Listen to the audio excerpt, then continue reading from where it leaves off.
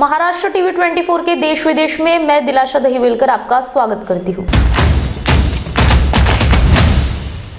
राजधानी दिल्ली में चालू वित्त वर्ष में सितंबर-नवंबर के दौरान कुल वाहनों की बिक्री में इलेक्ट्रिक गाड़ियों की हिस्सेदारी 9% रही। यह राष्ट्रीय औसत से 6 गुना अधिक है।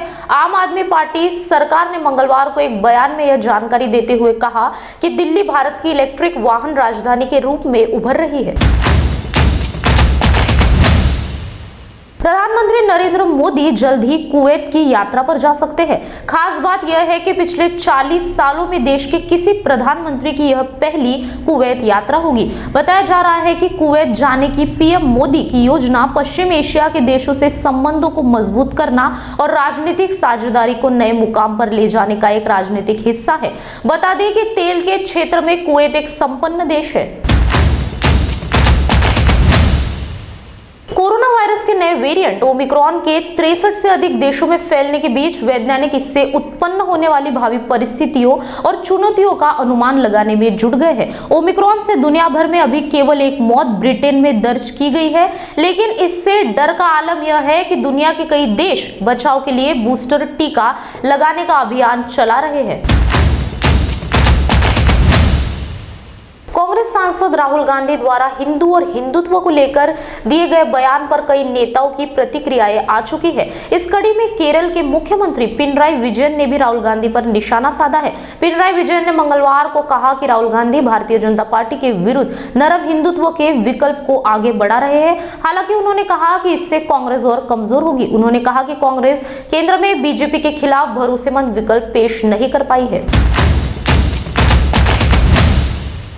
तुर्की में रिकॉर्ड तोड़ महंगाई के चलते सस्ती ब्रेड खरीदने के लिए हर जगह लंबी लंबी कतारें देखी जा रही है। तुर्की के राष्ट्रपति रोसेप तोय्यप की आर्थिक नीतियों के चलते देश में महंगाई काफी बढ़ गई है। वक्त हो चला एक छोटे से ब्रेक का। NV Diagnostic, everything in diagnostic, best services and quality products. Contact us on 9822700773 and 9834205411. Need anything in diagnostic? Then call us and get everything you need. Our address: NV Diagnostic, plot number 150B, Impress Mini Colony, quarter number 4, near प्रगतिशील मंगल कार्यालय, Bezonbagh, Nagpur 440004. The Arvind store is now open at Manish Nagar. Here you can get men's fabric like linen, cotton, suiting, shirting. Customized tailoring of shirts, pants, suits, jeans, jackets, kurta pajamas and many more are also done here. Ready-made t-shirt, innerwear, belts and ties are also available. All that a fashionable man wants is available here. It's a showroom for up-to-date men. Formal stitching for ladies too is done here by Arvind trained tailors. Visit now to get festive offers like never before.